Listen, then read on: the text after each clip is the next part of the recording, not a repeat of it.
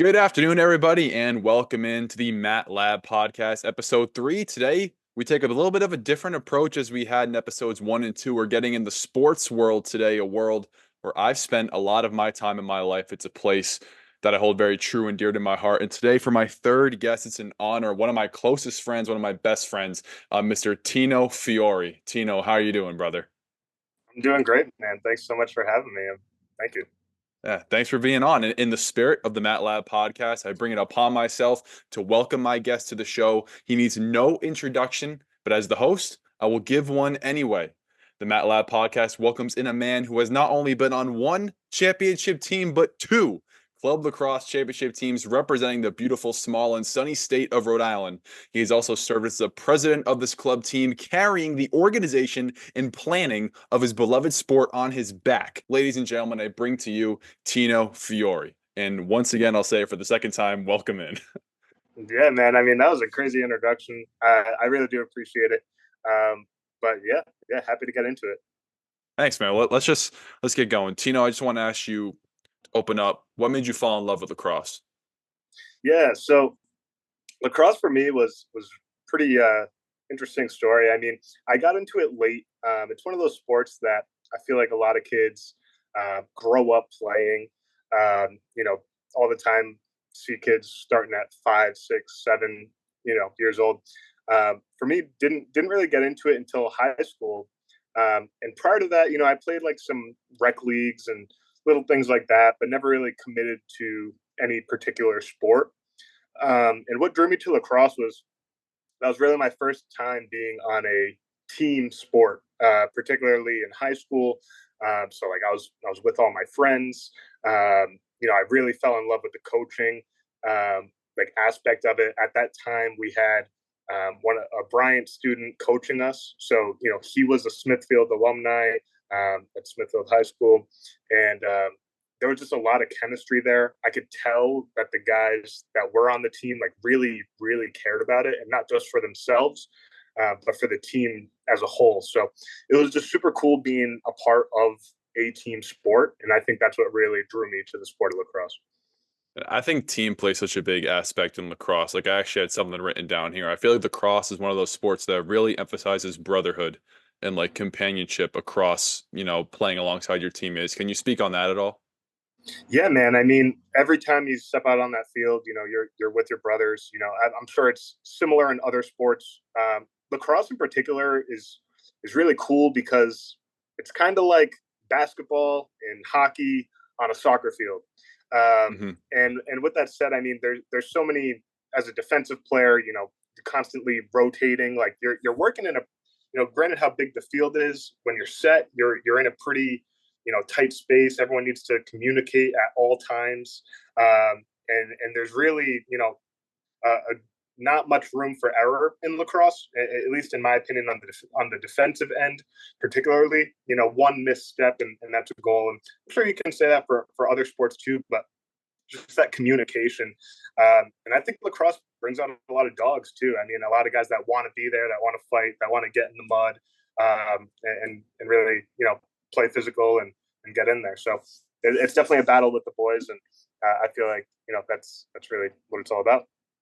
And despite it's actually one of the oldest sports in North American history, going all the way back to even the Native American times. But certainly in the past couple of years, it's absolutely skyrocketed. Like youth numbers, club teams, college teams, all skyrocketing, as well as the rise of the PLL. I mean, how cool is it to see a sport you love so much getting this much recognition? Yeah, I mean it's really cool, and you got to give a round of applause to the PLL. Paul Rabel and Mike Rabel. For those that don't know, Paul Rabel was a super legendary lacrosse player. He played at Johns Hopkins, which is like a legacy college team in the sport of lacrosse, and there was a league prior. I believe it started in the '90s called the MLL. That went up probably until around like 20 maybe 17, 2018, something along those lines. But everyone just kind of considered it like a beer league. It was just where the really good college players played. It was Hmm. the sentiment around it was that it was their men's league, like for the best players. But they weren't making much money whatsoever. Everyone had jobs outside of lacrosse, which is still applicable in the PLL. But with the PLL just started, I don't know, probably around maybe 2019, 2020, maybe sometime around then. And what they do is they really put players in a position to make a career out of lacrosse, which I think is just great. The Rabels have done a great job of putting the sport on TV, on channels that people get. So not just online streaming packages or one game a year on ESPN2. Like, no, for the most part, I mean, on a pretty consistent basis, you're getting a game, whether it be on NBC or ESPN. I know their TV deals have been pretty short term, so they've been on a few different stations. But just to see the product of lacrosse at the highest level, on national TV, it's super cool, and I think that only grows the game even more. Yeah, we they just announced they got the 8 teams in the PLL. The Boston Cannon's going to be the local team for guys like us. How do you think like the rise of the PLL and the respect that it's finally getting is going to impact guys at the college level? Yeah, I mean, I think it's just something to really fight for. I mean, Hmm. there's those guys in college that kind of go in a stud, and then you wrap up and you get a job. But Right. It's like another level post. It's like, yeah, I know what you're saying. Yep. you know what I mean? It's prior to the PLL, and I'll give the MLL its credit too, because they definitely got a lot of those. The best of the best definitely played after college, but just to have that on a grander scale, I think it's going to be huge for the kids growing up with the PLL, Hmm. because rather than oh, I'm going to play at Duke and then that's it. I think now you can play at Duke, and then you have those aspirations to continue going further and further into the sport of lacrosse. And while it's still in its early phases, this is actually the first year for the PLL specifically that they're doing like city-based teams. So Mm. Yeah. prior to that, it was tour-based, and they'd go city to city. It's still going to be tour-based, but that home team is guaranteed 2 games in Boston, for example, for the Boston Cannons. So yeah, I think it just gives a big opportunity for those players to go into the next level of lacrosse. Yeah, sweet man. Because you don't even think about it. Like, say with basketball, if you're a solid player, you got D3, D2, D1. There's overseas. Like, there's so many options to keep playing if you want to. And now lacrosse players are going to get that chance. I wanted to talk about obviously your involvement with club sports. I mentioned you played at the University of Rhode Island, and I was a club athlete myself. I think club sports have a lot of benefits. I wanted to ask you about how that experience shaped you as an athlete, but also specifically in your scenario where lacrosse, club lacrosse was the highest level of lacrosse at your school. So I don't know if that would be a technicality that would differ from my experience, but overall, how how did being a club athlete shape you? Yeah, I mean, great question. And I grew so much throughout my time, playing lacrosse for URI. So just kind of going into like the backstory of URI lacrosse, or at least my experience with it. We I went in my freshman year, and I knew that they had a team. There was someone from our high school that had played on that team, so kind of like sent them some text messages like, "Hey, is it worth it? Should I try out?" Things like that. And truthfully, I wasn't quite sure how it would pan out. At the time, I was like 280 pounds, things like that. So a little bit out of shape, but I definitely had the passion for the game. And I just remember trying out my freshman year. We were on like these backfields, no, like the fields that literally no one used. Like you could plant crops there. Like there was Easily twist your ankle on any pothole yeah, within 5 feet. Yeah, yeah, yeah. I got literally you. just zero amenities what to per se, and that just goes into the club aspect. But you know long story short, throughout that time, we grinded, and by my senior year we're playing on the football stadium, and we're having some type of like national recognition within our league. We go all the way to make the championship. We do lose in the championship, but hard fought battle. Um, and I mean, as a person, it really helped develop me.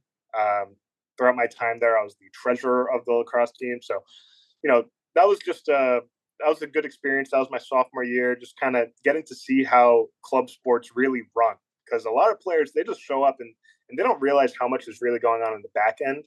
But club sports are really just student-run organizations. So I did that, and then I became the president of the lacrosse team my junior year. And I'd say that is the year that I learned more about life after college, myself as a person, just through that experience.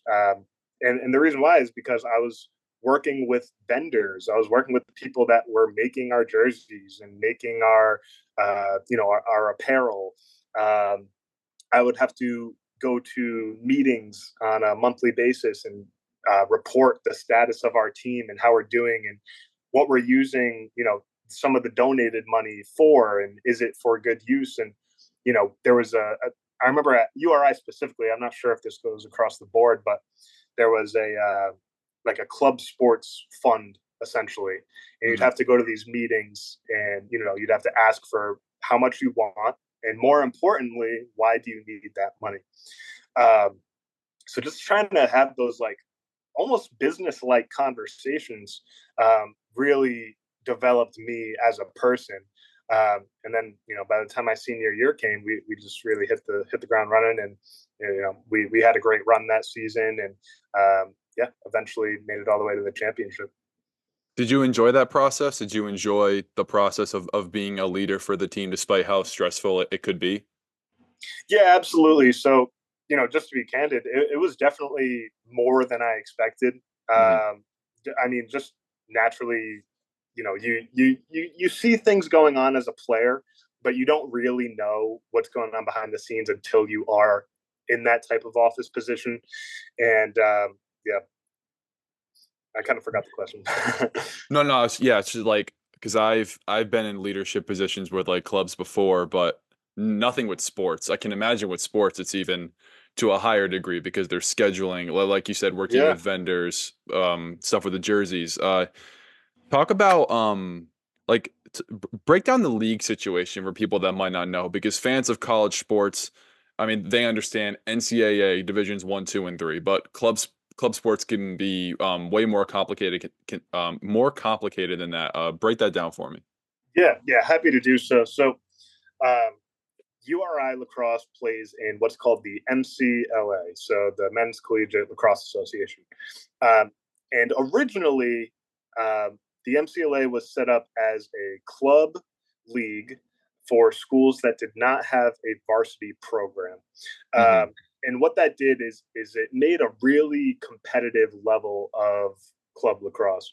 Now, in recent years, they did make a change with the sports growing, and a lot of these schools that do have varsity programs are now able to have MCLA programs as well. Some people, there's kind of mixed opinions on it. Truthfully, I think at the end of the day, you're getting a great product of lacrosse with the MCLA.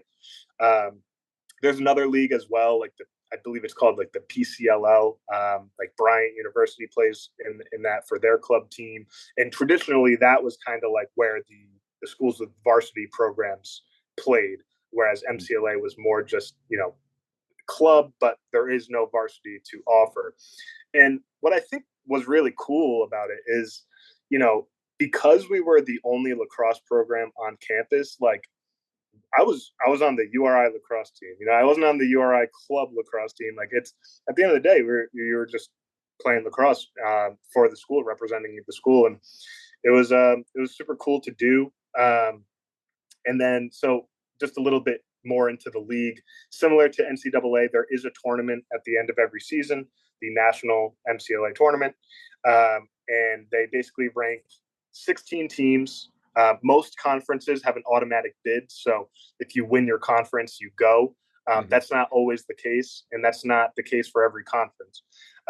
So I believe there's 8 conferences, maybe 9.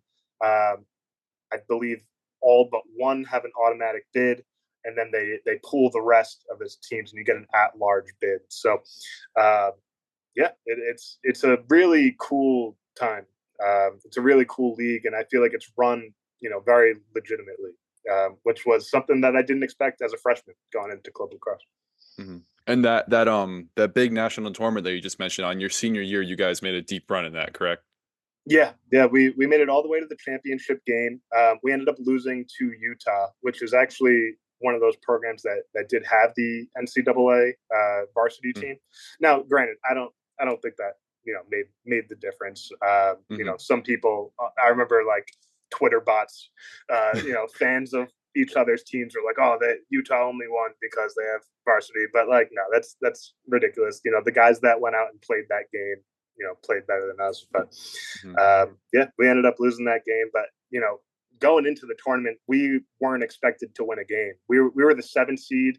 First round, we went up against the 10. I remember a lot of people were saying that the 10 was going to win. They were in a much better conference. They had way more like top, like they had more ranked games under their belt. I believe we only Mm-hmm. had maybe 2 ranked games, maybe 1. But they half their conference was ranked, and we ended up winning that one in overtime, which was just crazy. And truthfully, and I think a lot of the guys in my year kind of agrees. The goal was like, let's go down there, just win a game. Like Mm-hmm. it doesn't matter what happens after that, just win a game. Like Let's it's leave a an lot of impression. exactly. It's a lot of money. It's a lot of resources, and it's the last year of a lot of these kids' college careers. Some of these guys that might not take lacrosse super seriously, they might not want to spend their last week of college in Texas. What's so far away from home and so far away from their college friends. But this group just really, really bought in. And then we end up, doing really well in the second round and in the semifinal. And then, all of a sudden, 4 days later, you find yourself in the national championship. And it's like, all right, like, let's go. And it was a Mm-hmm. great game. It was a great experience. But yeah, I think about that tournament all the time. It was a really awesome time. That sounds amazing. Coming from a kid. I mean, you played for Smithfield High School. Now all of a sudden you're out here. You're playing against Utah. You're playing against these gigantic states across the country. I can imagine how special it is. And you touched on one thing. It's a beautiful segue about there might be some kids here that don't want to spend their last week of college at a lacrosse tournament. Do you think there's a potential more of a love the game factor in club sports as opposed to varsity sometimes? Because there's almost as much grind of a varsity sport without the glitz and glamour that comes with it. Yeah. I think that's an interesting argument. I think it goes both ways. So for example, URI lacrosse, let's say, my freshman year, I remember there was a lot of guys that didn't really care, for lack of a better word, Hmm. and a lot of those players, were not on that team my senior year. But a lot of the guys I tried out with, a lot of guys want to pledge and do their own thing and whatever. Those that stick with a club sport, any club sport, for all 4 years, they care, man. I mean, and like you said, varsity programs, they get nationally televised games, they get sweet Adidas, Nikes gear, free shoes, whatever. NIL deals, etc. And Yep. NIL deals nowadays, which is crazy. But yeah, those that really commit to just a club sport and playing their sport, it's something special for sure. I do think a lot of those players, I wouldn't say care more than any varsity athlete, but I do think they care just as much, as the players at the top care just as much, whether you're D1, D2, D3 club, whatever it is. Yeah. Um, I was watching that Texas Longhorns documentary you sent me. I was trying to do my research before this, and I was learning about Coach Kyle Hartzell. Hmm. A formal professional player, extremely intimidating guy. But he stepped in. He demanded a lot of respect. He got players to buy in, kind of like weeded out the players that were not going to be able to stick up to his sort of ideals. I'm curious to ask. I know you've been a part of some great programs at URI, and now I'm going to touch on it. How now you're helping out coach. How crucial is a strong coaching program for a club sport where some kids may not be fully as bought in as others? Yeah. So where I think the big difference is those players that don't care as much, that didn't show up, that had other things. I think it's really easy for those people to care when there's a coach that doesn't care, or a lack of a coach. Now, as I mentioned earlier, club sports is all student run. So Hmm. my first semester at URI Lacrosse, when I tried out all these things, we did not have a coach. We had a graduate assistant, like a graduate student that would come and kind of like, show us the ropes. But he would come maybe once a week. We practiced about 3 times a week. So for those that don't know, like club sports, you get field time when you get field time. So yeah, we Yeah. practice. We You practice make about do. we practice about 3 times a week, and yeah, there was no coach. And then we had another coach my spring. He was great. Kyle Rotelli, he did a good job with us, and he helped lead us to our first conference championship, which was just awesome. Going in, we didn't really expect to win the conference. We lost our first three, or no, we lost our first 2 games in the conference, and then we ended up beating one of those teams in the championship. So to win that was amazing. And then come my second year, we brought in like our real head coach that was there for the rest of my college career. His name's Larry Madeira, and I mean he's just an absolutely amazing coach. And then come my junior year, we brought on a defensive assistant, Chris Gersmeyer, who's just absolutely crushing it, to this day. Larry, unfortunately, doesn't coach the program anymore, but it's now in the hands of one of my, co-teammates, Charlie White, who's doing an amazing job with the program, and watching him coach. I mean, it's really a sight to see, just to see him step up in that new chapter of his lacrosse career. But yeah, I think coaching is so absolutely important in holding guys accountable. And not just holding guys accountable, but at the end of the day, scheming up against different teams. The thing with club is some teams have a lot more resources than others do. Mm-hmm. So if you have a really good coach, then I think you can overcome some of those barriers. It's a beautiful segue again. I mean, you're setting me up here. You're now last season you served as one of the assistant coaches at URI. Has coaching given you a different perspective than when you were a player? Yeah. So I mean, first thing I just want to state for the record here, I was really just there to really just help out the guys, and Mm-hmm. truly just really missing the game. So not officially, but Yeah. I was going out all the time to help out the boys. And yeah, I mean it's just so cool to see, like, when you put in as a player, right, when you're learning a new defensive package or whatever it may be, you just kind of learn the steps, and then you go out there and do it, and if it works then you keep it, and if it doesn't work then you scrap it. But similar to kind of like the office situation, or when I say office, I mean like being president, treasurer, things like that. There's so much more that goes on behind the scenes. Mm-hmm. I mean, to hear those coaching conversations, like all those guys are thinking about is lacrosse all day. And even myself, I'd be on the MCLA website all the time looking at who we're playing next, who has their most goals, and trying to get some scouting report, going on YouTube, typing in every variation of that school's name to see if someone posted a YouTube video on it. Every acronym. Every acronym, full name typed out, lacrosse, lax, every single thing, just trying to find some film on some guys. And yeah, I mean, coaching has definitely put in a different perspective to lacrosse, but it's something at a very early age of my lacrosse career, something that I knew I wanted to do. So this was just really to really see how it works behind the scenes. And I hope to continue my coaching career, whether it be with URI or a high school team. But yeah, definitely looking to continue on that path of growing as a lacrosse mind and as a coach. I've been in similar situations to you where you're sort of in a leadership position with people that not too long ago were your equals. Um, were there difficulties? Were there some barriers at first, or was it an easy process? Yeah, great question. So when I initially went in, I mean, it was it felt good to see everybody. I Mm-hmm. walked in while they were in like a little team huddle, and everyone's like, "Whoa," So Yeah.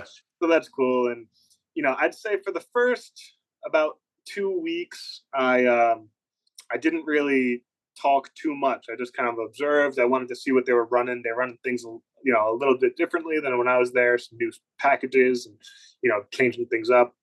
And yeah, it was really gaining some confidence. I believe it was after one of the first games that I went to.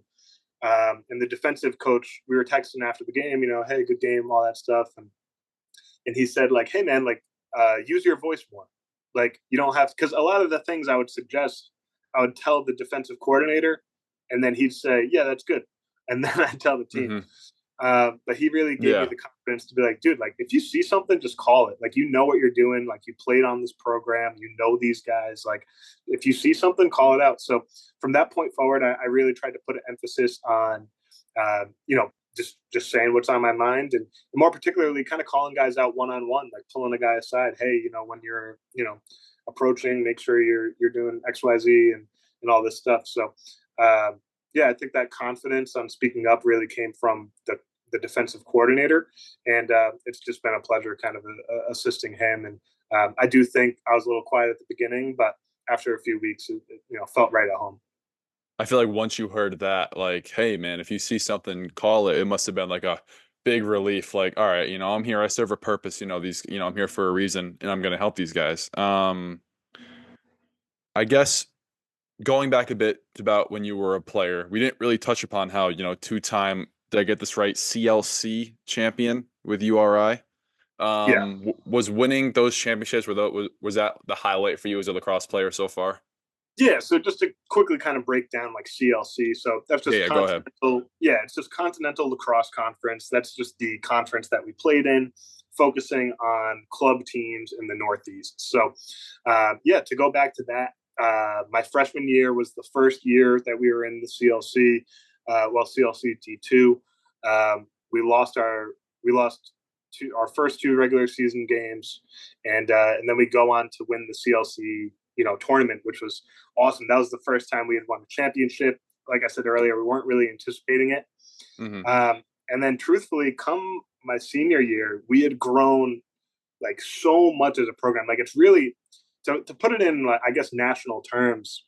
I think my freshman year, the highest we were ever ranked for any of the weekly rankings, final rankings. I think the highest was like maybe 22, like, and that's like maybe. Wow, Um, yeah. and I mean, by my senior year, we were the number 7 seed in the national tournament. And then the following year, they were the 1 seed. So, and granted, I wasn't there for that, but that just goes to show how the program has grown every year. So my senior year, while that CLC championship was, absolutely amazing, loved every moment of it. By that point, we definitely had our eyes on the national scene, and not to say that we, took any of those wins for granted or anything like that, but at that point, we were just really focused at the national level. Hmm. Tino, we've talked about your lacrosse origins. We've talked about your playing career. Now we've talked about your experience with coaching. I only got one more question for you. I've known you for a long time. I know how important lacrosse is in your life. How far do you want to go in lacrosse? Yeah, I mean, that's an awesome question, and I think that my ultimate goal is to, one day be a head coach of, my own program. And truthfully, I'm not too picky, whether that be at the MCLA level or the high school level. And when I was in college, I coached a middle school team for a little bit, and that was an awesome experience. But I definitely want something with a little bit higher level of play. Hmm. Um, but at the end of the day, it's really just about the game. And I think my ultimate goal is to maybe become a head coach, and eventually actually raise some trophies. I mean, maybe at a national level. Hey, who knows? Hey, there's a Who lot of knows? time. I think you're taking all the right steps to get there. Tino, I appreciate you coming on the pod, chatting to me about a sport I don't know too much about. Feel like I know a lot more now. But yeah, got any listeners, guys, support URI Lacrosse. Yeah, thanks for coming on, man. I appreciate it. Yeah, you're very welcome. If anyone wants to follow along, Brody Lax on Instagram, go Celtics. Yeah, go Celtics.